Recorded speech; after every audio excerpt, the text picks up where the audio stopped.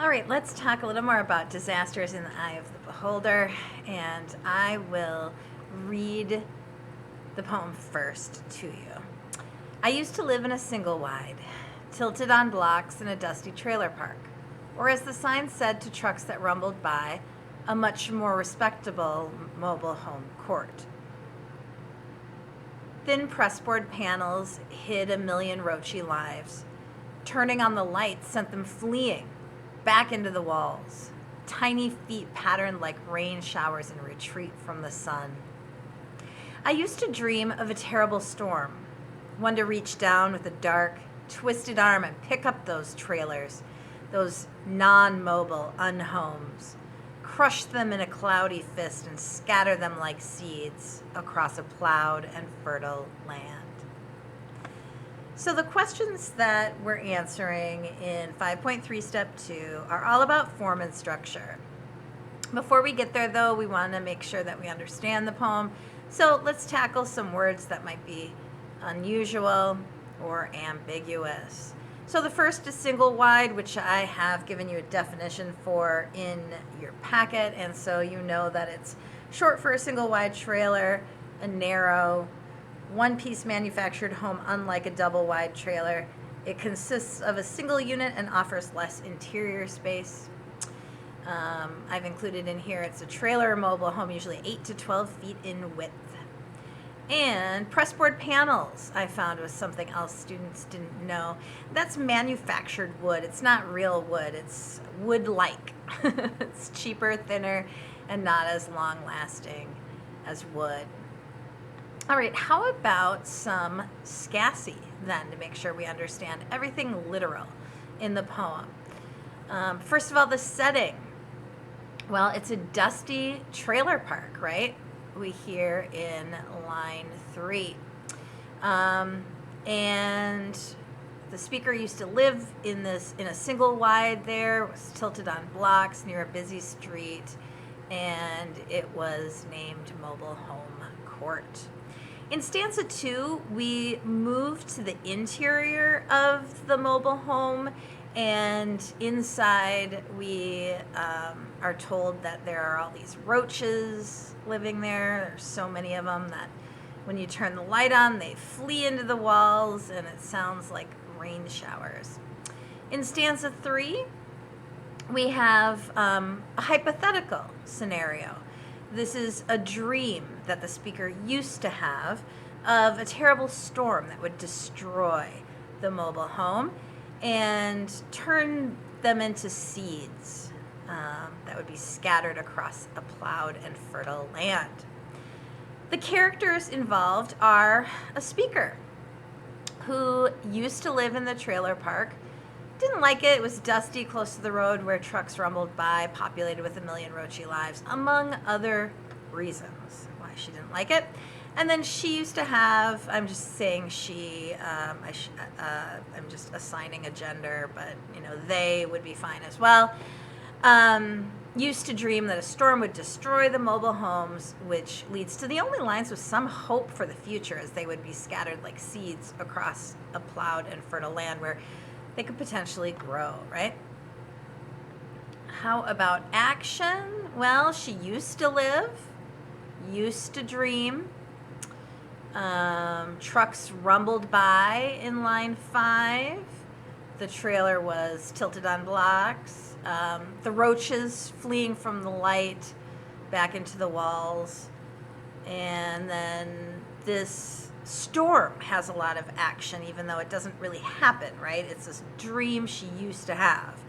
But the storm has the most violent imagery associated with it. It would reach down with a dark, twisted arm and pick up those trailers and crush them, turning them into seeds and throwing them across a different land that was plowed and fertile. Then we move to the second S, which is style. And for this poem and this lesson, we're focused on structure and form. I've got the form questions here first. Are certain lines much longer than others, much shorter than others? What effects do those choices have? Mobile home court is a very short line. From the sun is a very short line, and those I think jump out at us because they're so short and because they're isolated in that they are at the end of a stanza. Each one is at the end of a stanza. How does it look visually on the page? Something I noticed right away was that we have a very short stanza followed by a little bit of a longer stanza followed by a stanza that is 2 lines longer, and the lines are all a bit longer. It sort of progresses from line to line, getting longer and longer. Did the author use a specific form? Nah, not a specific form. This is free verse, and so we don't have to worry about that. Next question. When we tackle the structure questions, what is the poet's focus of attention? Well, it seems to be this mobile home court that is mentioned here as mobile home court in line 7, and then non-mobile unhomes in line 21. Organized, as we've already mentioned, the first is a general description of the mobile home court, and then we're inside looking at the interior of a particular mobile home, and then the last stanza imagines in this dream destroying them all. Any unusually formed stands or lines or sentences? I talked to you in the last video about how this first one is a bit odd, breaking the line at single wide. Maybe it makes us feel the precarious nature of this mobile home park. Even the line can't be counted on, right? We have a break in the middle of a word, and then immediately following we have the tilted on blocks, that precarious feeling of mobile homes set on cinder blocks or bricks enhances that precarious nature. And the roaches continue that precarious nature, this not safe environment where all of those roachy lives live. And then finally ends the precarious nature with this dangerous dream where the homes are actually crushed and scattered. And it's only then where we get some kind of hopeful feeling for after the mobile homes can exist as something else, perhaps. End stomping and enjambment. We didn't talk about caesura. Don't worry about caesura. Irregular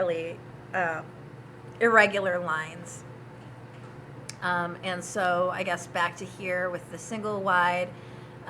Do we have some lines that have more enjambment than others? Ooh, look at this one.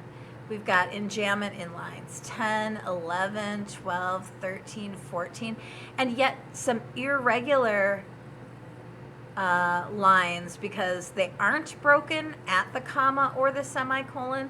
That's kind of interesting.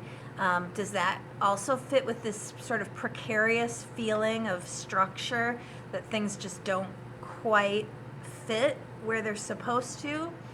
And then we have some more enjambment in the last stanza in lines 18, 19, 22, 23. Oh, and I forgot 16 as well. And then how does the structure, the form, also resemble the content? Well, we've been talking about it a little bit, right? It has this sort of this precarious or dangerous feeling where things aren't quite what they seem, they don't fit quite where they're supposed to, and by the end, we have that image of the dangerous storm destroying the mobile homes.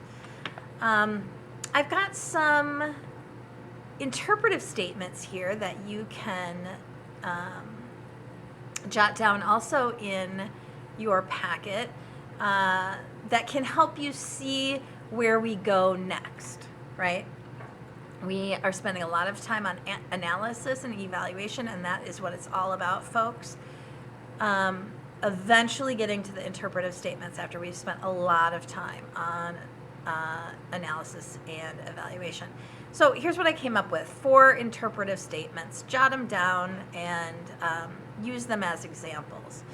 I used to begins lines 1 and 16. We're looking at repetition too when we look at structure and form. Creating a continuation of the memory into a dream for a hopeful future. So this is not debatable, right? I start off with these non-debatable phrases and then I create an interpretive point, something that is created because of these non-debatable aspects. How about the second one? The poem builds in momentum as the stanzas and lines lengthen to the climax of the destruction of the storm dream and the hopeful after image of the seeds being planted. Here's the third one. The 3-word sentence at the end of stanza 1, mobile home court, visually isolates the words, which emphasizes the irony of the name of the park, unnamed in line 21. So the irony is when the opposite of what is expected happens, or the opposite of what is meant is stated. And so mobile home court, it seems like these homes should be mobile. They should be able to move around. Home, they should be homey. But down here in line 21, they're non-mobile, we're told, and unhomes. And that's because they're stuck there, right? On those precarious, in this precarious situation. And they don't feel very homey, having all the roachy lives in them and whatnot. The last interpretive statement is the 3-word sentence in line 15 visually isolates the words from the sun, right here, emphasizing the feeling of hiding from the sun, and which connects to the coming storm in stanza 3. Who's hiding from the sun here? Well, it's the roachy lives. All right, so those are some possibilities. That's where you can go with form and structure to get to a larger meaning. I hope this was helpful for you. I hope you enjoyed this poem, Disaster is in the Eye of the Beholder. Thanks.